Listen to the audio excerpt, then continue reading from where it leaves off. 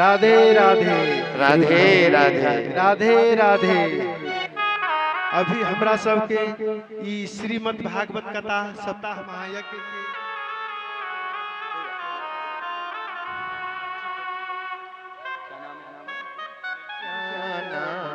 भजले हरि को एक दिन तो ही जाना, हो जीवन को यदि सफल बनाना, भजले हरि को एक दिन तो ही जाना, भजले हरि को एक दिन तो ही जाना। धन दौलत और माल खजाना। लो अब हमरा सबके सामने से आज और बोल ले भैया, अब ही और बोल ले। आज तो गया, अभी बचा क्या है? हाँ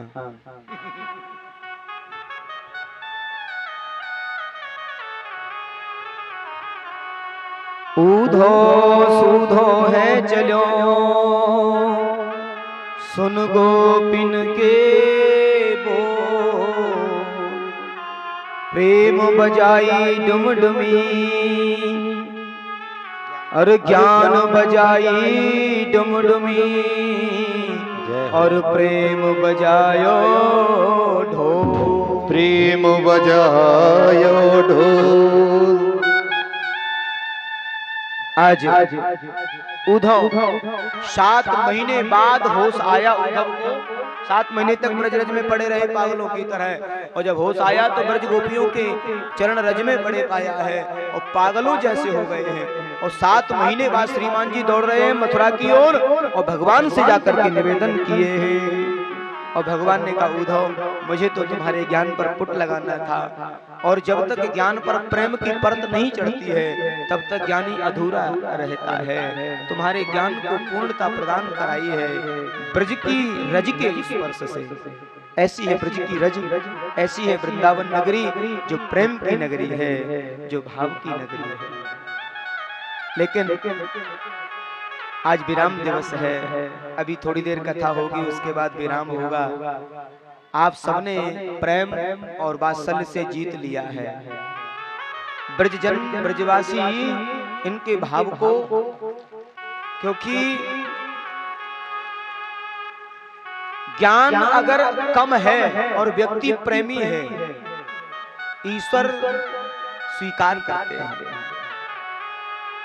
तो प्रेम की तो कोई कमी है नहीं। मनो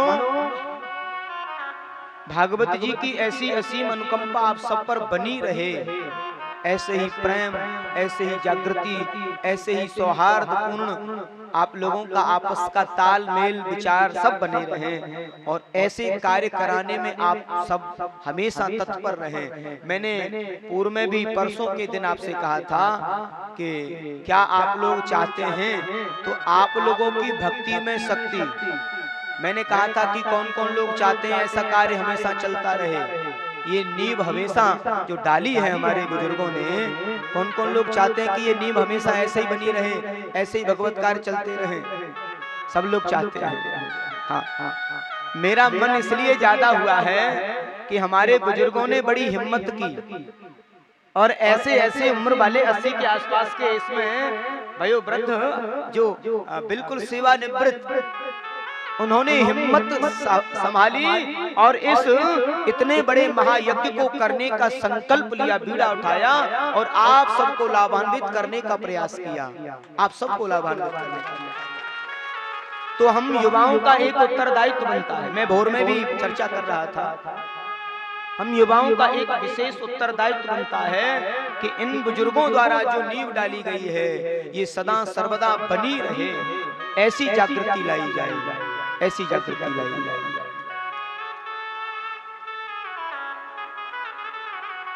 और नहीं तो बात ये होती है कि बड़ा हुआ तो क्या हुआ, जैसे पेड़ खजूर और पंछी को छाया नहीं और फल लागत अति दूर।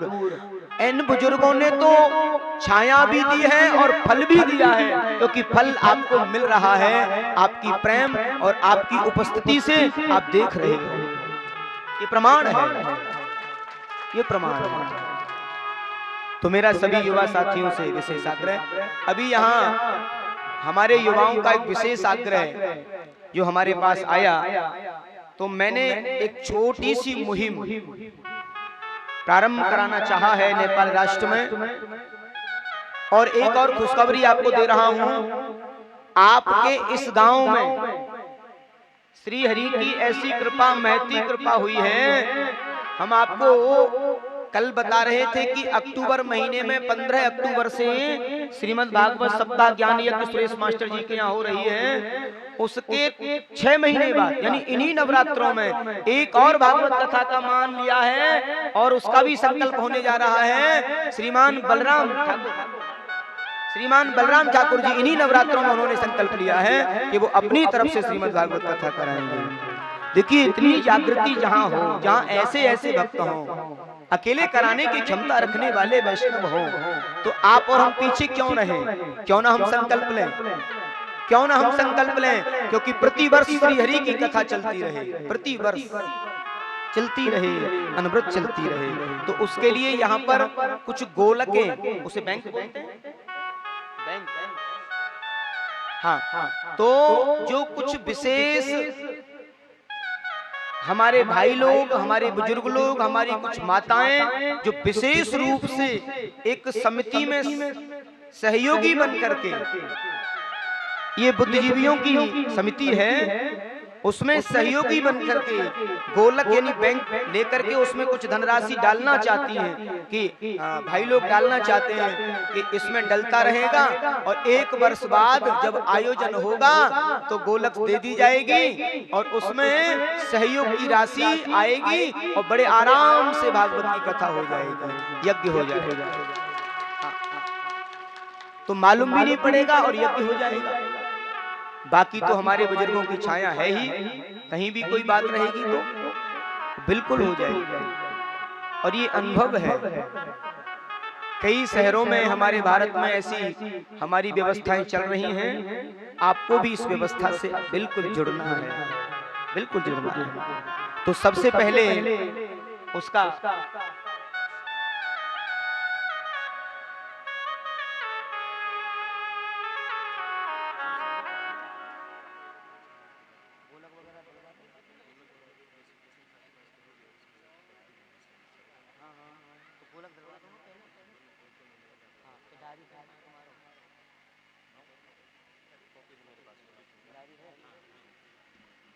तो अच्छा, ये जो कार्य हम कराने जा रहे हैं सब लोग इच्छुक तो हैं भाई, ऐसा मत करना इच्छुक ना हो और फिर बाद में कि गुरुजी ने जबरदस्ती दिला दिया, हाँ, ऐसा मत करना। तो सबसे पहले कमेटी के जो अध्यक्ष हैं, हमारे कमेटी के अध्यक्ष श्रीमान तारा जी, श्री तारानंदन ठाकुर जी से कहूंगा अपने कर कमलों से इसका शुभारंभ कराएंगे। श्रीमान तारानंदन ठाकुर जी आकर के समिति के इस पुनीत कार्य का शुभारंभ कराएंगे और उसके बाद में जो भी समिति के सदस्य वास्तविक रूप में इस सेवा से जुड़ना चाहते हैं वो आएंगे। जो भी माता बहनें, अब एक बात ध्यान रखें, ये अंतरराष्ट्रीय भागवत सेवा समिति है और उसमें आप लोग व्हाट्सएप ग्रुप से जुड़ेंगे और देश देशांतर में जहाँ भी हमारी कथाएं होंगी आपको सूचनाएं मिलती रहेंगी और भगवत धर्म प्रचार प्रसार में आप जुड़े रहेंगे। आप अपने यहाँ की कथा के लिए तत्पर रहेंगे, धर्म के पुनीत कार्य के लिए तत्पर रहेंगे और हमारे द्वारा जो नींव डाली जा रही है ये हमेशा चलती रहे, ये मेरी शुभकामनाएं रहेंगी, हमेशा चलती रहे। हाँ, तो श्रीमान ऊपर ले, ऊपर तो और जो भी हमारे श्रीमान परीक्षित का भार संभाले हुए श्री सुरेश कुमार जी, पूर्व सेवानिवृत्त नेपाल पुलिस, हाँ, बड़ा धमकी देते हो रोजाना ब्रजवासियों को, हाँ, उनसे भी कहूंगा वो भी शुभारंभ करेंगे। देखिए, हमारे श्रीमान अध्यक्ष जी के द्वारा इसका शुभारंभ कराया जा रहा है। भैया नाम नोट करा लिया जाए और हम भगवान से प्रार्थना करेंगे कि अध्यक्ष जी को उत्तम स्वास्थ्य और दीर्घ आयु मिले, जो हमेशा इस पद की गरिमा को संभाले रखे। श्री वृंदावन बिहारी लाल की जय। ये शुभारंभ हो चुका है। शुभ कार्य पुनीत कार्य जो भी पुरुष लोग आए वो गोलक लें और सदस्यता में नाम लिखवाएं और बड़े भाव से अपना मोबाइल नंबर और कुछ माताएं जो इच्छुक हों वो भी एक एक करके आए।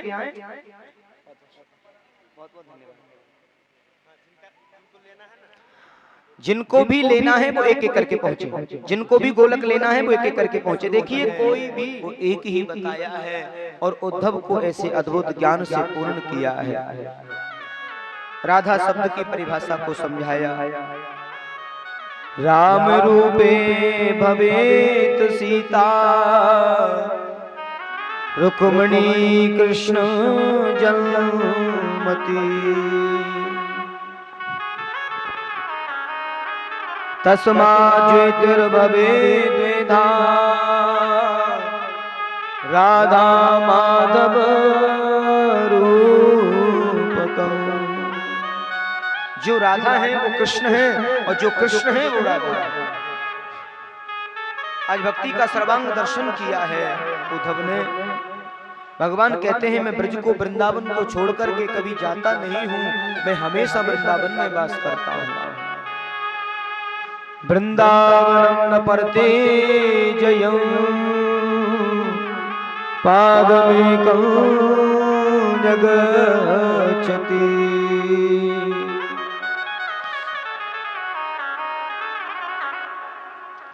अनेकों प्रकार से भगवान के विवाहों के बारे में कहते हैं कि भगवान के 16,108 विवाहों का समय दिया कि भगवान कृष्ण द्वारकाधीश के रूप में 16,100 विवाह वर्ण करते हैं। कहते हैं 16,100 की संख्या में भौमासुर की कारागृह से मुक्त करा करके जो बेटियां हैं उन्हें नया जीवन दिया है। भौमासुर की कारागृह से मुक्त कराया है। उसने अपनी ताकत का दुरुपयोग किया, लेकिन जिसका दुनिया में कोई नहीं होता उसका परमात्मा होता है, ईश्वर होता है।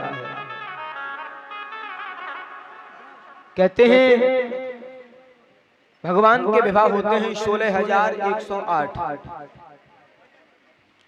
और ये 16,108 का मतलब क्या है एक बात जरूर कहूंगा। भगवान कृष्ण के जीवन में भी बड़ी बड़ी दुर्गमताएं, बड़ी बड़ी परेशानियां आई, पर कभी घबराए नहीं कि दुख में तड़पो मती, सुख में फूलो मती, प्राण जाए मगर नाम भूलो मती। मुरली बाले को मन से रिझाते चलो, कृष्ण गोविंद गोपाल गाते चलो।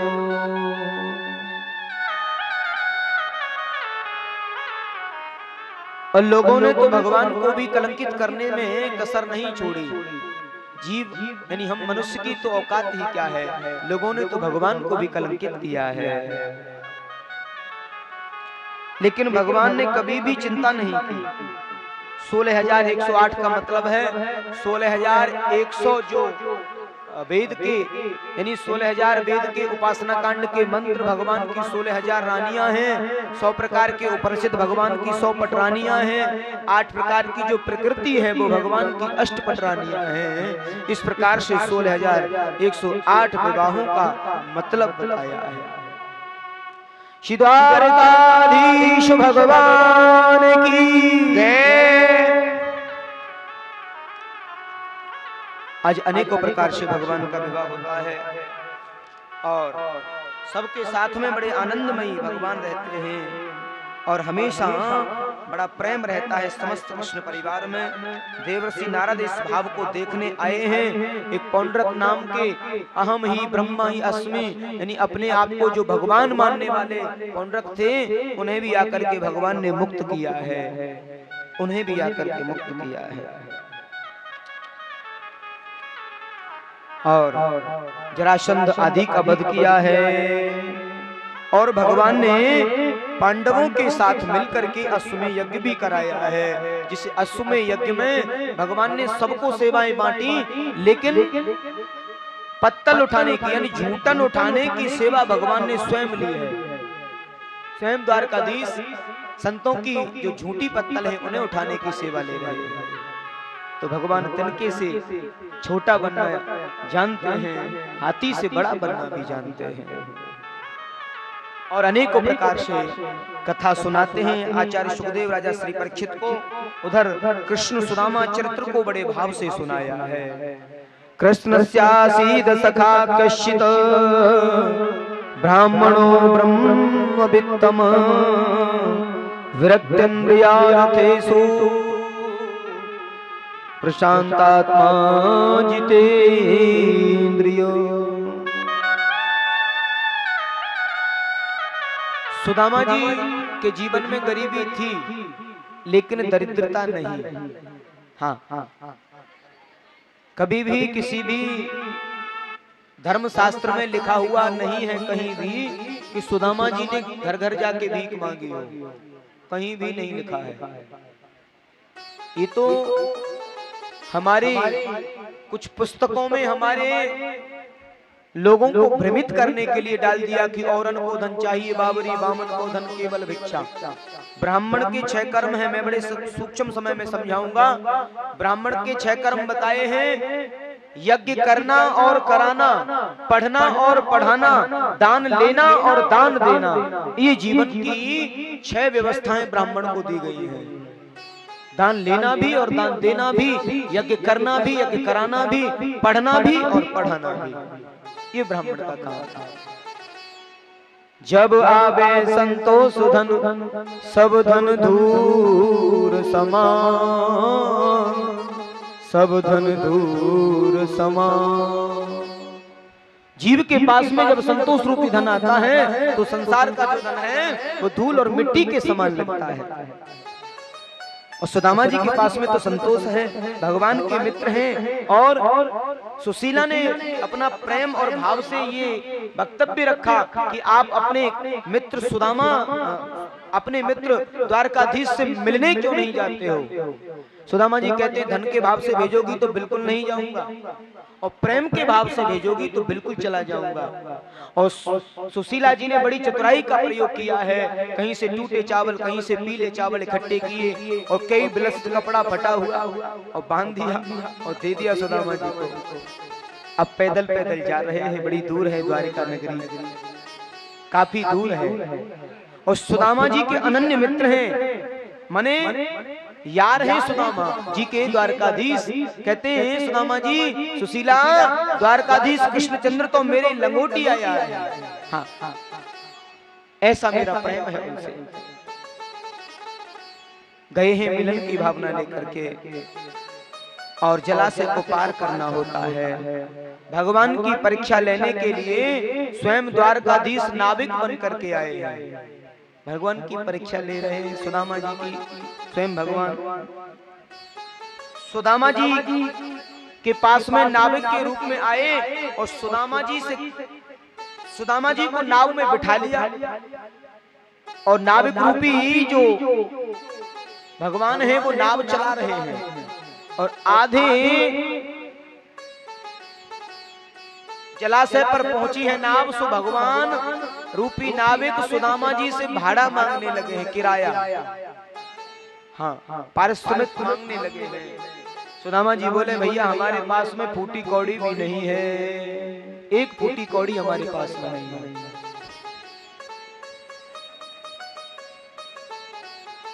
तो भगवान उनके धैर्य की परीक्षा लेते हैं। तो फिर जब पैसा नहीं था तो क्यों बैठ गए हमारी नाव में? अब एक बार कहा, 2 बार कहा, सुदामा जी बोले भैया देख बेइज्जती तो करे मत। हाँ, एक बात जरूर है, पैसा जीवन में बहुत कुछ होता है, सब कुछ तो नहीं हो सकता लेकिन बहुत कुछ होता है। इसका भी अपना महत्व है, क्योंकि धर्म अर्थ काम मोक्ष 4 पदार्थ हैं। इनमें धर्म तभी होता है जब धन होगा, धन से धर्म होता है, जीव मोक्ष पाता है। कहते हैं पैसा तेरे 3 नाम, पैसा तेरे 3 नाम, और परसी परसा परशुराम। गरीबी में परसी कहेंगे, थोड़ा सा ठीक हो जाएंगे तो परसा कहेंगे, और पैसे वाले हो जाएंगे तो श्री परशुराम कहेंगे। हाँ, और पैसा अगर हो व्यक्ति के पास तो वो कहीं भी जा आ सकता है, पैसा हो तो मोटर कार भी कर सकता है। कहते हैं कि पैसा हो पल्ले तो मोटर कार कर ले, और पैसा नहीं पल्ले तो फिर पापा पैया चल ले। हाँ, ये पैसे की अपनी व्यवस्था है। तो सुदामा जी ने मना कर दिया, हमारे पास कोटी कौड़ी भी नहीं है। ज्यादा जिद करने लगे, भैया हमें नहीं जाना नाव में, जहां से लाया वहीं छोड़ दो। हाँ, किनारे पर नाव लाई गई है और सुदामा जी को वहीं उतारा गया है। सुदामा जी ने अपनी फटी धोती बिछाई है किनारे पे और कह दिया, तेरी गर्ज पर है तो बुलाए लीजो, मैं तो तान दुपट्टा सो रहा हूँ, मैं तो तान दुपट्टा सो रहा हूँ। भरोसो श्याम को कियो सुदामा रात भर। श्याम जी का भरोसा करके सुदामा जी रात्रि भर विराम किए और भोर में जैसे ही जगे हैं, उधर जय श्री कृष्ण और द्वारकापुरी द्वारका के लोग जय श्री कृष्ण बोल रहे हैं और द्वारपालों से जाकर के निवेदन किया है और द्वारपालों ने भगवान को सूचना दी है और बड़ा भाव प्रकट किया है। देखो देखो ये गरीबी का हाल, कृष्ण के दर पे विश्वास लेके आया हूँ। मेरे बचपन का यार है मेरा श्याम, यही सोच कर मैं आस करके आया हूँ। राधे राधे। अरे द्वारपालो, अरे द्वारपालो, उस कन्हैया से कह दो। राधे राधे। इस श्रीमद् भागवत कथा सप्ताह ज्ञान यज्ञ में हमरा सबके प्रांगण में श्री वरुण दाहाल वार्ड जलेश्वर नगर पालिका वार्डाध्यक्ष दू के छथिन, उनका मंच पर जाके महाराज जी से आशीर्वाद ग्रहण कर जाओ। राधे राधे। अरे द्वारपालो, कन्हैया से कह दो, मिलने सखावत नसीब आ गया है, मिलनी सखावत नसीब आ गया है। अरे द्वारपालो, उस कन्हैया से कह दो, मिलने सुदामा करीब आ गया है। भटकते भटकते न जाने कहां से, भटकते भटकते न जाने कहां से, तुम्हारे महल के करीब आ गया है, तुम्हारे महल के करीब आ गया है।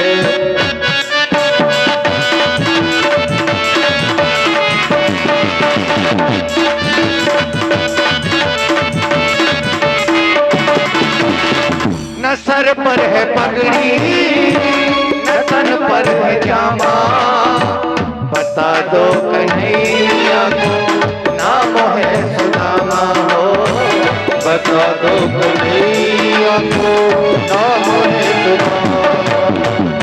न सर पर है पगड़ी, न तन पर है जामा, बता दो कन्हैया को नाम है सुदामा।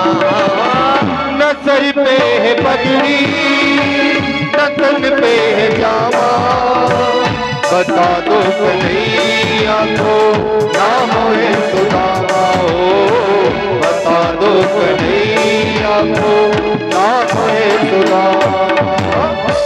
एक बार मोहन से जाकर के कह दो, एक बार मोहन से जाकर के कह दो, मिलने सखावत नसीब आ गया है, मिलने सखावत नसीब आ गया है।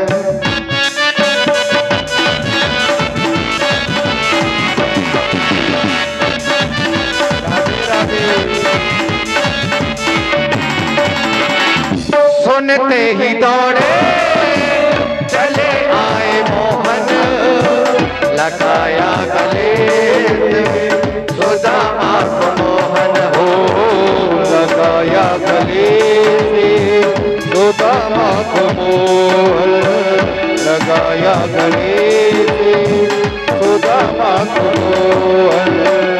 वो सुनते ही दौड़े चले आए मोहन, लगाया गले सुदामा को मोहन हो, सुनते ही दौड़े चले आए मोहन, लगाया गले सुदामा को मोहन हो, लगाया गले से सुदामा को मोहन।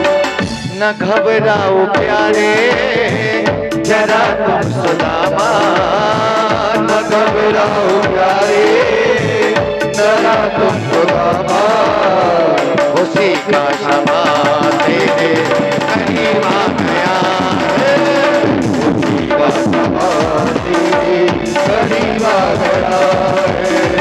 अरे द्वार पालो कन्हैया से कह दो, मुझे सुदामा करीब आ गया है, मेरे करीब आ गया। बराबर में अपने सुदामा मिलाए, चरण आंसुओं से श्याम ने बुलाए हो, चरण आंसुओं से श्याम ने बुलाए। हुआ रुक्मणी को बहुत ही अचंभा, हुआ रुक्मणी को बहुत ही अचंभा, कि मेहमान कैसा अजीब आ गया है, मेहमान कैसा अजीब आ गया। अरे द्वार पालो उस कन्हैया से कह दो, अरे द्वार पालो कन्हैया से कह दो, मिले सुदामा करीब आ गया है,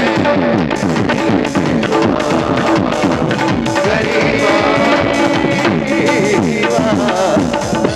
गया है। श्री सुदामा जी महाराज की जय, द्वारिकाधीश भगवान की जय हो। दोनों का बड़ा भारी मिलन हुआ है, लेकिन सुदामा ने कुछ मांगा नहीं है, बगैर मांगने से ही बहुत कुछ दे दिया है।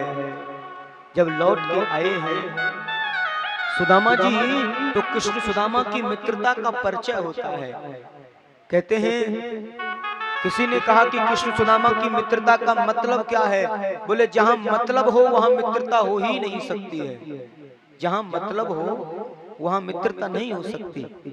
इसलिए मित्र को मित्र के बारे में विचार करना चाहिए। कहां आवश्यकता है मेरे मित्र को, मित्र को कहने की जरूरत ना पड़े, उससे पहले सहयोग में लग जाए, यही सच्ची मित्रता है, वहां दिखावा नहीं होता है। और जैसे सुदामा जी लौटे तो देख कहते हैं जैसे सुदामा जी लौटे अपनी सुदामापुरी, सुदामा मंदिर देख डरे, सुदामा मंदिर देख डरे, तो हाथी मेरी टूटी झोपड़ी, जय हो, ये कंचन महल खड़े, सुदामा मंदिर देख डरे। अब तो सुदामा जी एकदम से चकित हो गए, ये कौन सी नगरी है? बड़े बड़े महल दुमहले बने हुए हैं और सुशीला जो है दासियों के साथ में आ रही हैं, 4 दासी इधर चल रही हैं, 4 दासी इधर चल रही हैं। अच्छा एक बात जरूर है, बड़े ध्यान से सुनना, जब ये आता है ना, ये पैसा, जब पैसा आता है ना तो ये जरूर आता है। हाँ, सुशीला ऐसे चल रही है, सुदामा जी दूर से देख रही है, मेरी सुशीला तो ना है, तो फिर कौन है ये? चलने लगे, पीछे से आवाज दी, पंडित जी कहाँ जा रहे हो? अरे आवाज तो सुशीला की सी आई। हाँ एकदम सुशीला को देखो, अरे सुशीला तेरे दोए दोए चुटीला, अरे सुशीला तेरे दोए दोए चुटीला, ये सब क्या कर लिया तूने? सुशीला बोली ये सब उस टेढ़ी टांग वाले की कृपा है, उसी ने सब दिया है। सुदामा जी कहते हैं आपको धन चाहिए, वैभव चाहिए, मिल गया, मुझे भजन चाहिए, मुझे भजन करना है।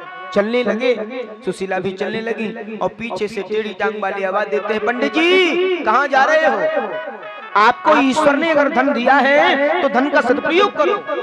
जहाँ गरीबी हो, जहाँ शिक्षा हो, शिक्षा के माध्यम से लोगों का सहयोग करो। जहाँ लोग भूखे हो उन्हें अन्न दो। जहाँ जलाशय पानी की कमी हो वहाँ जलाशय बनवाओ। धन का सदुपयोग करो। धन दान करने से शुद्ध होता है। तन पवित्र सेवा की, धन पवित्र कर दान, मन पवित्र हरि भजन सो होत त्रिविध कल्याण। तो जीव को चाहिए अपना तन भी, अपना मन भी और अपना धन भी पवित्र करे। अभी समय का अभाव है, कथा के विश्राम की ओर चलते हैं। बोलिए श्री द्वारकाधीश भगवान की जय हो। अनेकों प्रकार से सुखदेव स्वामी राजा परीक्षित को कथा सुनाते हैं और अनेकों जो भाव प्रकट किए हैं उन सभी कथाओं को सुनाया है। और यदुवंश के जो लोग हैं संत अपराध करते हैं उनको अभिमान हो जाता है और लाखों की संख्या में, करोड़ों की संख्या में यदुवंशी संत अपराध करने से आपस में लड़ के भगवान के सामने ही मर जाते हैं और भगवान भी धराधाम से जाते हैं। समिति के पदाधिकारी सबसे अनुरोध है, अपने कथा भर रहल है तो यह आब के उपस्थित भजियो। समिति के संपूर्ण पदाधिकारी हमर जो अपने आवाज सुनित होबे तो समिति के जते पदाधिकारी छी सब आदमी कथा वाचक भर रहल छै तो यह उपस्थित भजल जा। राधे राधे। क्या कि महाराज जी द्वारा आशीर्वाद ग्रहण हेतु मंच पर आब के प्रयास। एक बार प्रेम से बोलिए राधे राधे राधे राधे। श्री द्वारकाधीश भगवान की। जहां राजा ने जैसा प्रश्न किया वैसा जवाब दिया, वैसे उत्तर दिए और उन्हें पूर्ण संतुष्ट किया है। बड़ा भाव दिया है और नाम की महिमा को बताया है, नाम महिमा को गाया है। कहा राजन आपको प्रभु का नाम लेना है। और राजा से पूछा राजन आप संतुष्ट हो? बोले आपके श्री मुख से निकलने वाली कथा से मैं बड़ा संतुष्ट हूँ। क्या तुम मरोगे? बोले जिस आत्मा का कभी जन्म नहीं होता उसकी मृत्यु भी नहीं होती है और मैं तो अमर हो गया हूँ। इस अमर कथा को सुन करके मेरा जीवन धन्य हो गया है और मुझे जीवन में परम सुख मिला। एक बार प्रेम से बोलिए राधे राधे राधे। हेलो। अनेकों प्रकार की व्यवस्थाएं की जाती हैं। सब आदमी के दर्शन है कि सब आदमी के आराम से बैसल जाओ, सब आदमी के देखिए मंच पर बजाए। देखिए अभी 5 मिनट की कथा है भागवत सारांश जी, बोल दीजिए। उसके उसके बाद में सभी हमारे बुजुर्ग भाई लोग, माता बहन सबको अवसर मिलेगा भागवत जी के पूजन का मंच पर आकर के। राधे तो राधे। धैर्य रखें, केवल 5 मिनट। अब देखिए जिन्होंने 6 दिन से कथा नहीं सुनी है आज का भागवत सारांश सुने और वो भी 5 मिनट में ही सुनेंगे। पूरी कथा के सुनने का भाव समझ में आएगा और हमारी प्रार्थना है कि उसका फल भी आपको मिल जाए। तो धैर्य बनाए रखें, शांति बनाए रखें। आज अनेकों प्रकार से राजा श्री परीक्षित को कथा सुनाई है। सप्ताह पर्यंत राजा को हरि नाम से जोड़ के रखा है। कलयुग के दुर्गुणों के बारे में बताया, द्वादश स्कंद में प्रवेश किए हैं। भागवत के 10 लक्षणों के बारे में बताया और आश्रय, मनवंतर, ईशानु, निरोध, मुक्ति आदि सबके बारे में बताया और कहा कि भागवत में राजन 12 स्कंद हैं, 18,000 श्लोक हैं। श्री द्वारकाधीश भगवान की जय हो। अभी 5 मिनट शांति का दान दें, 5 मिनट शांति का दान दें भैया। जो यहाँ मंच पर लगे हैं वो भी थोड़ा सा सुन ले, अभी प्रसाद बाद में लगा लेना। 5 मिनट आप लोग भी सुन लें, 5 मिनट काफी समय मिलेगा आपको। देखिए, सबसे पहले मन को भगवान के चरणों में ले चलें और प्रभु से प्रार्थना करनी है कि हमें कथा का पूरा भाव मिले, पूरा फल मिले। श्रीमद् भागवत भगवान की जय हो। श्री सुखदेव जी महाराज की जय हो। श्री परीक्षित जी महाराज की जय हो। तो प्रथम स्कंद में प्रवेश किए। श्री सुखदेव जी द्वारा राजा श्री परीक्षित के जन्म का प्रसंग, कुंती स्तुति, 20वीं स्तुति राजा परीक्षित की सभा में सुखदेव जी के आगमन आदि का वर्णन किया है। द्वितीय स्कंद में सदो मुक्ति क्रम मुक्ति का वर्णन, ब्रह्मा की उत्पत्ति और चतुर्श्लोक की भागवत की व्याख्या को सुनाया है। तीसरे स्कंद में सदो मुक्ति क्रम मुक्ति का वर्णन किया है और ब्रह्मा की उत्पत्ति का वर्णन सुनाया है। और तृतीय स्कंद में कपिल देवभूति संवाद, विदुर मैत्रेय संवाद, हिरण्याक्षपद आदि का वर्णन। चौथे स्कंद में सती चरित्र, ध्रुव चरित्र, ध्रुव जी के वंश का निरूपण। 5वें स्कंद में प्रियव्रत चरित्र, अग्निरीध का चरित्र, जड़भरत की कथा, जड़भरत रघुगुण संवाद, नाभि चरित्र, खगोल भूगोल का वर्णन और 28 प्रकार के नरकों की कथा। जो जीव जैसा कर्म करता है उसे वैसे ही नरक में जाना होता है। छठे स्कंद में सर्वप्रथम अजामिल उपाख्यान, गुरु हत्या का परिणाम, मर्द गुणों की उत्पत्ति। और 7वें स्कंद में प्रहलाद चरित्र, नरसिंह देव की कथा। 8वें स्कंद में गजेंद्र उपाख्यान, समुद्र मंथन, वामन चरित्र और मत्स्य भगवान की कथा को सुनाया है। 9वें स्कंद में सूर्यवंश और श्री राम कथा को सुनाया और संक्षिप्त चंद्रवंश को सुनाया है। 10वें स्कंद में प्रभु श्री कृष्ण की बाल लीलाओं का विस्तार से निरूपण, गोकुल लीला, वृंदावन लीला, मथुरा लीला, द्वारका लीला आदि का वर्णन और भगवान की करुणा का वर्णन किया है। 11वें स्कंद में नवयोगेश्वर संवाद, कृष्ण उद्धव संवाद, यदुवंशियों को आपस में श्रापित होना और यदुवंशियों का आपस में संगार होकर के उद्धव जी का बद्रिकाश्रम जाना आदि का वर्णन किया है।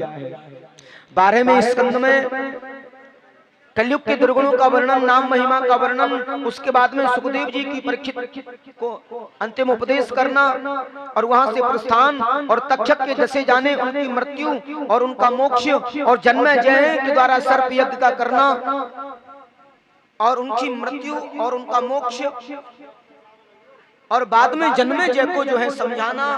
आस्तिक मुनि द्वारा प्रलय, मार्कंडेय ऋषि द्वारा माया और प्रलय का दर्शन और अंत में भागवत सारांश को निरूपित किया है। अंत में श्री सूत जी महाराज कहते हैं, ऋषियों निमग्ना नाम यथा देवानाम मच्युतो यथा वैष्णवानाम यथा शंभु पुराणानाम इदम तथा। बहने वालों में जैसे गंगा श्रेष्ठ है, अच्युतों में कृष्ण श्रेष्ठ हैं और वैष्णवों में भगवान शंकर श्रेष्ठ हैं। श्रीमद् भागवत उसी प्रकार से समस्त वेद और उपनिषदों में श्रेष्ठ है, सर्वोत्तम है। क्षेत्रों में जैसे काशी श्रेष्ठ है, पुराणों में श्रीमद् भागवत श्रेष्ठ सर्वोत्तम है। भागवत पुराणों का तिलक है, वैष्णवों का परम धन है और वैष्णवों की संहिता है। अंत में जिनका नाम संकीर्तन समस्त पापों का नाश करता है, उन नाम संकीर्तन के बारे में बताया है। उस परमात्मा के हरि के नाम को बताया है और बार बार बंधन किया है, प्रणाम किया है और अनेकों प्रकार से भागवत सारांश सुनाया है। बोलिए श्री परीक्षित जी महाराज की जय हो, श्री सुखदेव जी महाराज की देखिए भागवत सुनना और उस भागवत सुनाना दोनों ही एक बहुत सुंदर बात आपको समझनी होगी कि चाह करके भी कोई भी वक्ता भागवत की कथा कभी पूर्ण नहीं कर सकता, क्योंकि ये अथाह सागर है, जितना सुनाएंगे उतना ही और सागर में प्रवेश करते जाएंगे। 7 दिन तो क्या 7 जन्म भी अगर वक्ता सुनाने लगा रहे तो भी नहीं सुना सकता। भागवत की कथा कभी पूर्ण नहीं है, वो हमेशा अविश्राम गति से चलती रहती है। और गुरुमुख से जो सुना, जितना समय मिला, 7 दिन का ऐसा आनंदमयी समय आप सबने दिया। सबसे पहले मैं आपको कहना चाहूंगा कि आप सभी रसिक भक्तों ने अपना इतना कीमती जो समय दिया। अंतिम उपदेश में एक श्लोक बुलवाएंगे, उससे पहले प्रायश्चित और आशीर्वचन होता है। आप लोगों ने अपना इतना कीमती जो समय ऐसे नवदुर्गा के इस पावन पर्व के उपलक्ष्य में नेपाल राष्ट्र की इस भूमि में बैठ करके और भगवान जलेश्वर नाथ के श्री चरणों में बैठ करके आपको इतनी सुंदर कथा सुनने का अवसर मिला। तो सबसे पहले समस्त सारी गांव वाले, आसपास के जो भक्त अनुयायी यहाँ पहुंचे हैं और जलेश्वर नगर पालिका से जो भी अनुयायी जन पहुंचे हैं, आप सबका हृदय से भागवत पीठ अभिवादन करती है, साधुवाद करती है कि आप पर ऐसी कृपा हमेशा बनी रहे। राधे राधे राधे राधे। और उसके अलावा हमारी ये भागवत सेवा परिवार की जो समिति, हमारे जिन बुजुर्गों ने, जिन युवाओं ने जो श्रम किया, उन्होंने बहुत सेवा का भाव रखा। उनको भी भागवत पीठ हमेशा आशीर्वचन करती है कि हमेशा वो उत्तम उनका स्वास्थ्य रहे, वो धन्यवाद के पात्र हैं जिन्होंने इस भागवत यज्ञ का आयोजन कराने में बढ़ चढ़ करके भाग लिया। हमारी वो समिति, हमारी समिति के वो सदस्य जिन्होंने अपना अमूल्य समय दे करके आप सबके समक्ष अपनी सेवाएं प्रदान की। इस कथा के माध्यम से आयोजन परिवार के वो सभी लोग, हमारे परीक्षित जी जिन्होंने परीक्षित का भार संभाला, श्रीमान सुरेश कुमार पांडे जी सपत्नीक द्रौपदी बाई जी के साथ में बैठ करके जिन्होंने आप सबकी ओर से निमित्त बन करके इस सेवा के पुनीत कार्य को आगे बढ़ाया, वो भी धन्यवाद के पात्र हैं। और मैं एक बात जरूर कहना चाहूंगा, इस कथा के माध्यम से हमारी इस समिति से, आयोजन समिति से और हमारे इस ब्रज परिकर से, हमारे एक एक कार्यकर्ता से किसी से भी कोई भी त्रुटि हुई हो और स्वयं मेरे से भी इन 7 दिनों में कोई भी कैसी भी त्रुटि हुई हो, हमारे परिकर में जो ब्रज प्रदेश से आए हैं, भारत से जो आए हैं, उनमें आचार्य सूरज पारसर जी जो ब्रज से आए हैं, उन्होंने बड़ी सेवा को संजोया। जो पिछले 20 वर्षों से मेरे साथ सेवाएं दे रहे हैं, उनकी तरफ से भी बड़ी सेवा रही है।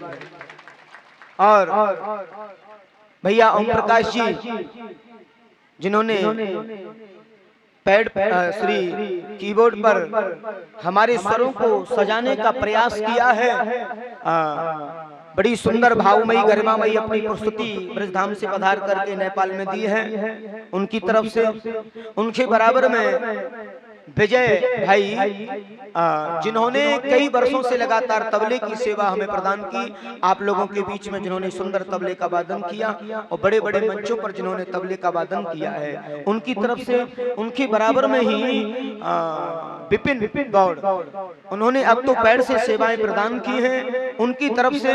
और मेरे परिकर में ब्रज से पधारे हुए हमारे बड़े प्रेमी, बड़े रसिक और बड़े सेवक जो हमारी कथा को देश विदेश तक चैनल के माध्यम से दे रहे हैं, हमारे भैया प्रेमी श्री प्रेमी मनोज भाई ब्रजधाम से सैटेलाइट यानी चैनल के माध्यम से, यूट्यूब चैनल के माध्यम से हमारी कथा को देश विदेश में पहुंचा रहे हैं, उनकी तरफ से भी। और हमारी इस परिकर में हमारे मुख्य व्यवस्थाएं देखते हैं आजकल कन्हैया शुक्ला जो ब्रज में भी और यहाँ भी जो हमेशा व्यवस्थाओं में रहते हैं और हमारी पूरी व्यवस्थाओं को संजोने का कार्य करते हैं, कन्हैया शुक्ला जी और कृष्णा पुरोहित जो आए हैं यात्रा पर, उनकी तरफ से और पूरे ब्रज परिकर की तरफ से और स्वयं मेरी तरफ से अगर इस पीठ से कोई भी गलती हुई हो, कोई त्रुटि हुई हो कहीं भी, वैसे तो मैंने प्रयास किया है कि कोई गलती ना हो, तो इन सबकी तरफ से इस भागवत पीठ से और आप सबको मैं प्रणाम करता हूं। आप सब हो सके तो मुझे क्षमा कर देना, कोई भी त्रुटि हुई हो, कोई गलती हुई हो, शायद आप क्षमा करेंगे। अपना बुजुर्ग पुत्र मान करके, माताएं पुत्र मान करके, बहनें भाई मान करके, और जो युवा वर्ग है वो अपना मित्र और गुरु मान करके, जिनका जो भाव हो, जिस भाव से भी अगर कोई भी गलती हुई हो तो मैं करबद्ध निवेदन करता हूँ, मुझे क्षमा कर देना, क्षमा कर देना। एक बात राधे राधे जरूर कहूंगा, आप ऐसे ही भाव बनाए रखना और मेरी प्रार्थना होगी ईश्वर से कि आपके इस भाव को सराबोर करने का संकल्प मिल ही गया है, और प्रभु से प्रार्थना करूंगा कि शीघ्र आने का प्रयास, हाँ अभी आना है, लेकिन उससे पूर्व आपको ऐसे ही सेवाओं में रहना है, ऐसे ही सेवाओं में रत रहना है। तो एक अंतिमोपदेश है, उसे आप और हम सब बोलेंगे। एक श्लोक आप सबको बोलना है, उसके बाद पीठ की व्यवस्था हमारे आचार्य जी संभालेंगे। नाम संकीर्तनम यस्य, नाम संकीर्तनम यस्य, नाम संकीर्तनम यस्य, नाम संकीर्तनम यस्य, सर्व पाप प्रणाशनम, सर्व पाप प्रणाशनम, प्रणामो दुख समन, प्रणामो दुख समन, प्रणामो दुख समन, प्रणामो दुख समन, स्तम नमामि हरि परम, तम नमामि हरि परम, स्तम नमामि हरि परम, तम नमामि हरि परम। ओम शांति, ओम शांति, ओम शांति, ओम शांति, ओम शांति, ओम शांति। नेपाल राष्ट्र की इस भूमि के लिए और जानकी जी के श्री चरणों में, लाडली जी के श्री चरणों में मेरा प्रणाम, और आप सबके चरणों में मेरा प्रणाम। जय श्री कृष्ण, जय श्री राधे राधे। और अभी हमारे समिति के सदस्य सबसे पहले पहुंचेंगे और आचार्य जी व्यवस्था को देखेंगे। हाँ